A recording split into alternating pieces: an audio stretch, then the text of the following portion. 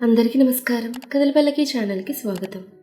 ఇప్పుడు మనం నీకోసమే నా అన్వేషణ పార్ట్ 64 విందాం. తన గతం గురించి చెప్పకుండా దేవ్కి తనపై హోప్స్ పెంచడం ఇష్టం లేని సమీర అతన్ని దూరంగా నెడదాం అనుకుంది. కానీ ఆమె మనసు శరీరం రెండూ తన మాట వినడం లేదు. అందుకే ఏమీ చేయలేక అతని ముద్దును అలానే ఆస్వాదిస్తూ అతను ఇంకాస్త గాఢంగా అల్లుకుపోయింది. ఉదయం నిద్రలేచిన మధు తను మంచం మీద ఉండడం గమనించి నేను ఎలా ఇక్కడికి వచ్చుంటాను అని ఆలోచిస్తూ ఎంతకీ గుర్తు రాకపోవడంతో ఎలాగోలా వచ్చాను, ఇప్పుడు అదా ముఖ్యం, కాలేజ్కి టైంకి వెళ్ళడం ముఖ్యం అనుకుని లేచి రెడీ అయ్యి కిందకి వెళ్ళింది. అప్పటికే బన్నీని రెడీ చేసి అతను టిఫిన్ తినిపిస్తోంది సమీర. వాళ్ళని చూసిన మధు, అరేవా, ఈరోజు మా బన్నీ బాబు ఈ పిన్ని కన్నా ముందే రెడీ అయ్యి బ్రేక్ఫాస్ట్ కూడా తినేస్తున్నాడు అంది బన్నీ జుట్టు చెరుపుతూ. మధు జరిపిన జుట్టును సరిచేసుకుని చిన్నగా నవ్వాడు బన్నీ. మధు బన్నీ పక్కన కూర్చుని టిఫిన్ వడ్డించుకుంటుంటే అక్కడ కమరొచ్చాడు. అతని వైపు చూడనైనా చూడకుండా టిఫిన్ తింటూ బన్నీతో ముచ్చట్లాడుతోంది మధు. సమీర అమర్కి కూడా టిఫిన్ వడ్డించింది. అతను టిఫిన్ తింటూ కబుర్లు చెప్పుకుంటూ ఎంజాయ్ చేస్తున్న మధు బన్నీల వైపు చూస్తున్నాడు. అంతలో దేవి రెడీ అయి మైకేల్తో కిందకొచ్చాడు. అతని చూస్తూనే టిఫిన్ పెట్టనా అంది ప్లేట్ తీస్తూ సమీర. ఫోన్ మాట్లాడుతూ సమీర వైపు చూసి నాకు అర్జెంట్ మీటింగ్ ఉంది, టిఫిన్ ప్యాక్ చేసి ఇచ్చేసాయి అన్నాడు దేవ్. సరే అని టిఫిన్ ప్యాక్ చేసి మైకేల్ చేతికిచ్చింది సమీర. ఫోన్ మాట్లాడడం పూర్తవడంతో కాల్ కట్ చేసి సమీర బన్నీల వైపు చూసి బై చెప్పి వెళ్తున్న దేవ్తో, బావగారు నన్ను కాలేజ్ దగ్గర డ్రాప్ చేయరా అంది మధు.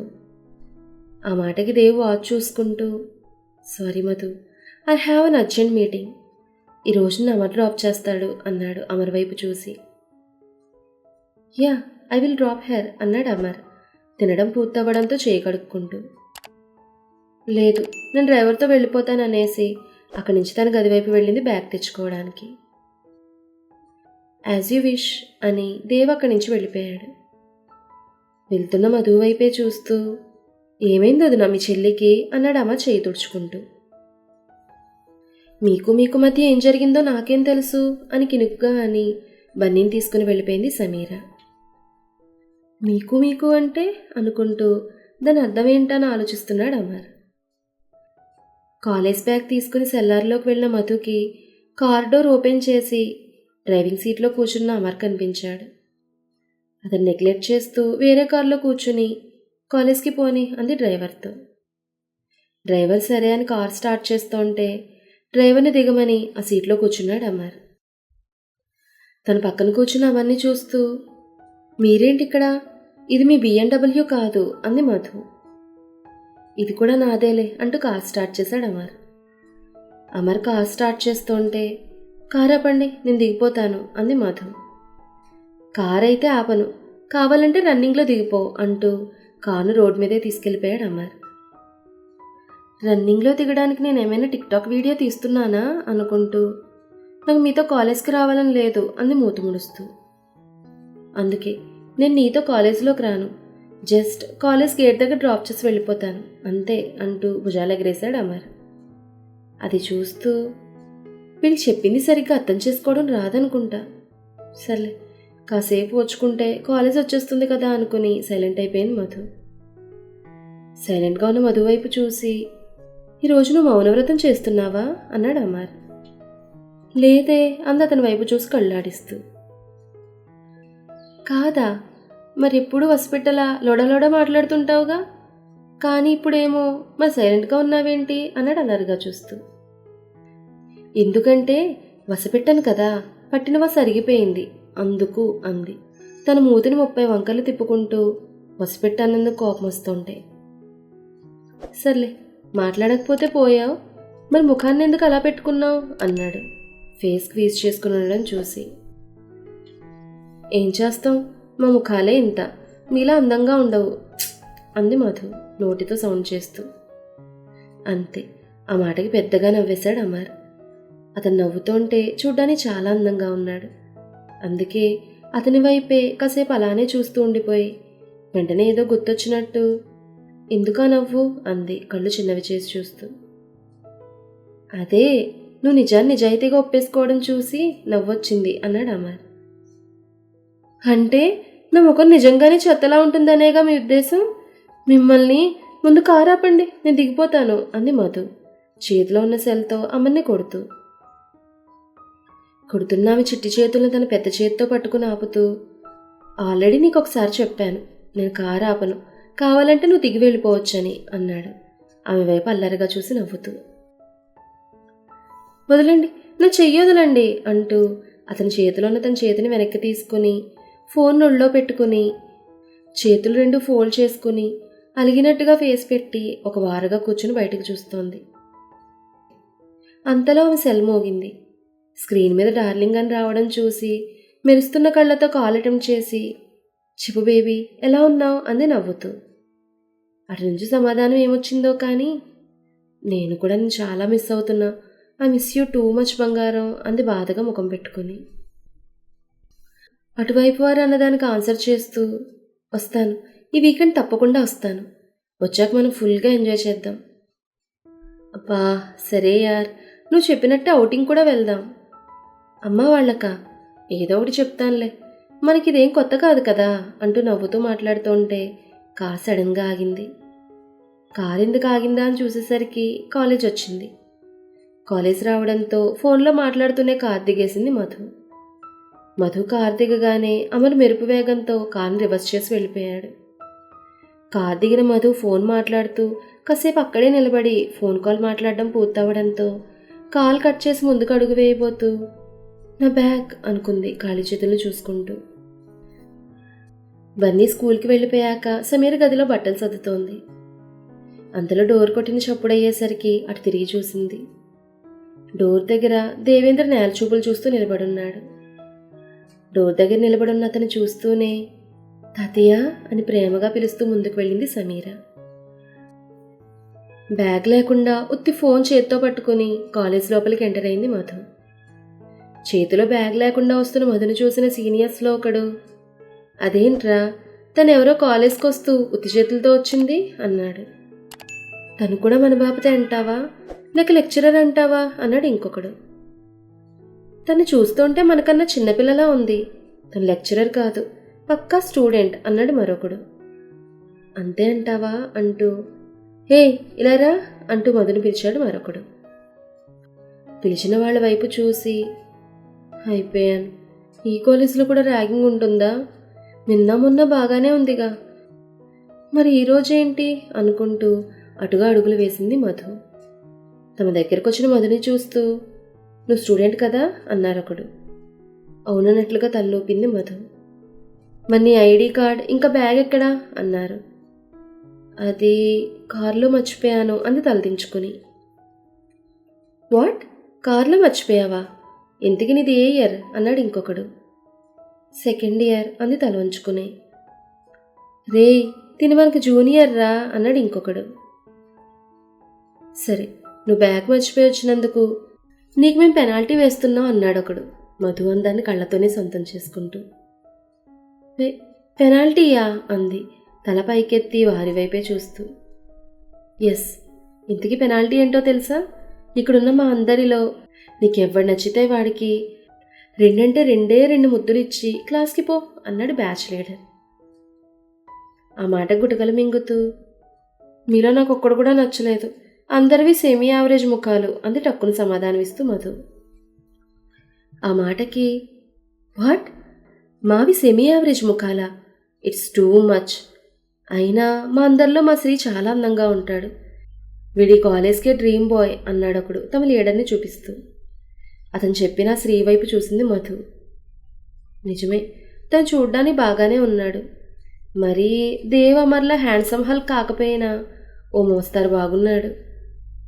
శ్రీ వైపు చూస్తున్న మధుని, చెప్పు, మా వాడు బాగున్నాడు కదా, సో వాడికి 2 ముద్దులు ఇచ్చేసి క్లాస్కి పో, అసలే క్లాస్కి టైం అవుతోంది అన్నాడు ఇందాకడి వాడే. దాంతో మధు గుటకలు మింగుతూ వెనక్కి అడుగులు వేస్తుంటే ఇందాకడి వాడు మధు వెనక్కి వెళ్ళి ఆమెకు అడ్డుగా నిలబడి, సరే 2 వద్దు కానీ ఒకే ఒక్క ముద్దు మా వాడి లిప్స్కి నీ బుజ్జి బుజ్జి లిప్స్తో డీప్గా కిస్ ఇచ్చి వెళ్ళిపో అన్నాడు వెటకారంగా నవ్వుతూ. దానికి శ్రీ అనేవాడు ముందుకొస్తుంటే మధు వెనక్కి వెళ్లకుండా ఇందాకటి వాడు ఆమెకు అడ్డుగా నిలబడున్నాడు. మిగతా వాళ్ళంతా టీవీ షో చూస్తున్నట్టుగా చూస్తున్నారు. మధు గుటకలు మింగుతూ తన మీదకొస్తున్న వాడి వైపు అలానే చూస్తోంది. వాడేమో మధు పెదవుల వైపు ఆశగా చూస్తూ ముందుకు కదులుతున్నాడు. అంతలో మధు వారిద్దరి మధ్య శాండ్విచ్ అయిపోయే టైంకి ఒక చెయ్యొచ్చి ఆమె నడుమును ఉడుపుగా పట్టుకుని పక్కకి లాగింది. తన పక్కకి లాగింది ఎవరా అని చూసిన మధుకి అలనాడు ద్రౌపది నిండు సభలో పరాభవం చెందకుండా ఒలువలిచ్చి కాపాడిన శ్రీకృష్ణులా కనిపించాడు అమర్.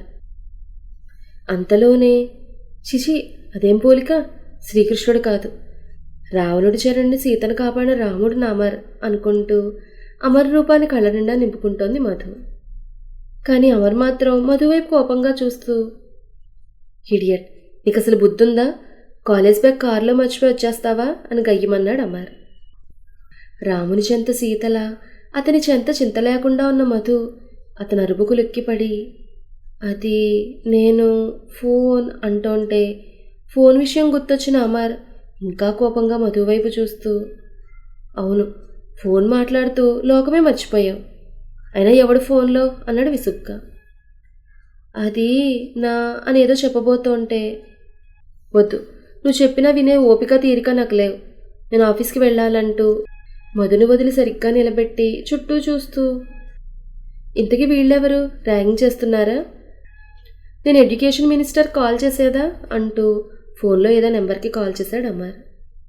వెంటనే మధు అతని చేతిలో ఫోన్ లాక్కుని కాల్ కట్ చేసి, లేదు, వీళ్ళు నన్నేమీ ర్యాగింగ్ చేయడం లేదు, పడిపోతుంటే పట్టుకోవడానికి దగ్గరగా వచ్చారంతే అని తడబడుతూ. అమర్ ఒకసారి వాళ్ళ వైపు చూసి, ఆర్ యూ ష్యూర్ అన్నాడు. అంతలో అమర్కి కాల్ వచ్చింది. ఎవరా అని చూస్తే ఎడ్యుకేషన్ మినిస్టర్ పియ్య అని స్క్రోల్ అవుతోంది. ఫోన్ ఇంకా మధు చేతిలోనే ఉంది కాబట్టి ఆ డిస్ప్లే అందరికీ కనిపిస్తోంది.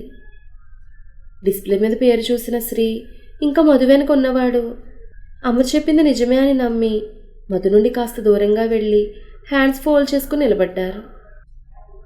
మధు చేతిలో ఫోన్ తీసుకుని లిఫ్ట్ చేసి, hi Mr Sudarshanam, how are you అన్నాడు అమర్. అటు నుంచి ఏం చెప్పారో తెలియదు కానీ, ya definitely I will come that meet, thank you అని చెప్పి కాల్ కట్ చేసి మరొక్కసారి చుట్టూ ఉన్న వారిని చూసి, నిజంగా నీకు ఏ ప్రాబ్లం లేదా అని అడిగాడు. మధు కూడా ఒకసారి చుట్టూ చూసి లేదని తలాడించింది. నోటితో చెప్పు ఇడియట్ అని మళ్ళీ గట్టిగా అరిచాడు అమర్. ఈసారి అమర్ అరుపుకి మధుయే కాదు చుట్టూ ఉన్న సీనియర్స్ కూడా భయపడి అక్కడి నుంచి మెల్లిగా జారుకున్నారు. అంతా తమనే చూస్తూ ఉంటే కళ్ళలో నీళ్లతో, నువ్వు రాముడివి కాదు కీచకుడివి అని అమర్ చేతిలోని తన బ్యాగ్ లాక్కుని అతని వెనక్కి తోసి అక్కడి నుండి తన క్లాస్ వైపు పరుగు తీసింది మధు. మధు కళ్ళలో నీళ్లు చూసిన అమర్, నేనేం చేశానని తను ఇప్పుడు కళ్ళనీళ్ళు పెట్టుకుంది అనుకుంటూ కారు వైపు కదిలాడు. క్లాస్కొచ్చిన మధు చుట్టూ కొందరు అమ్మాయిలు చేరారు. చేరిన అమ్మాయిల్లో, హే మధు, ఇందాక నీతో ఉన్న వ్యక్తి ఎవరు, అతను నిజంగా హ్యాండ్సమ్ హల్క్లా ఉన్నాడు అందొక అమ్మాయి. అవును, హీ సో హాట్ అంది ఇంకో అమ్మాయి. వాడికి కనుక పెళ్లి కాకపోతే మా అప్పతో చెప్పి వాడిని పెళ్లి చేసుకుంటాను, ఒకవేళ పెళ్ళైతే వాడి కీప్గానైనా ఉండిపోతానంటూ చేతిలో ఉన్న బుక్ని నలిపేస్తోంది మరో అమ్మాయి. వాళ్ళను చూస్తూ చిన్నగా నిట్టూర్పు వదిలి, వాడు బయటికి కనిపించేంత మంచోడు కాదు, నువ్వన్నట్టు హ్యాండ్సమ్ హల్క్ కాదు, రియల్ హల్క్, ఇంకా అదన్నట్టుగా సో హాట్, కళ్ళతోనే భస్మం చేసి పడేస్తాడు, టోటల్లీ హీజ్ ఎ డెవిల్ అనుకుంటూ ఇంతలో లెక్చరర్ రావడంతో వాళ్ళకి సమాధానం చెప్పకుండా క్లాస్ వినే పనిలో పడిపోయింది మధు. వాళ్ళు కూడా అమర్ టాపిక్ మర్చిపోయి లెసన్స్పై కాన్సన్ట్రేషన్ పెట్టారు. తాతయ్య అని ముందుకు వెళ్ళిన సమీర్ అడుగులు అక్కడే ఆగిపోయాయి. మొన్నటి విషయం గుర్తురాగానే. అందుకే అలాగే నిలబడి దేవేంద్ర వైపు చూస్తోంది. దేవేంద్ర గది లోపలికి వచ్చి సమీర్ ముందు నిలబడి ఆమె చేతులను తన చేతుల్లోకి తీసుకుని, నన్ను క్షమిస్తావా తల్లి అన్నాడు తడితెలిన కళ్ళతో. అయ్యో తాతయ్య, మీరు నన్ను ఆశీర్వదించాలే కానీ ఇలా క్షమించమని అడగకూడదు అంది కళ్ళనీళ్లతో. సమీర కళ్ళల్లో నీళ్లను తుడుస్తూ ఆమెను గుండెలో హత్తుకుని, మీ అమ్మని ఈ వయసులోనే నేను దూరం చేసుకున్నాను, మళ్ళీ నిన్ను ఇదే వయసులో దేవుడు నా దగ్గరికి పంపాడు. చూసావా విధి ఎంత విచిత్రమైందో. మీ అమ్మ వదిలిన ఇంటికే నువ్వు వచ్చావు. మీ అమ్మను మాకు దూరం చేసిన ఆ దేవుడు నిన్ను మాకు దగ్గర చేశాడంటూ ఆమె తలపై ముద్దు పెట్టుకున్నాడు. సమీర చిన్నప్పటి నుంచి గ్రాండ్ పేరెంట్స్ ప్రేమను పొందలేదు. అందుకే ఇప్పుడు దేవేంద్ర చూపుతున్న ప్రేమను ఆస్వాదిస్తోంది.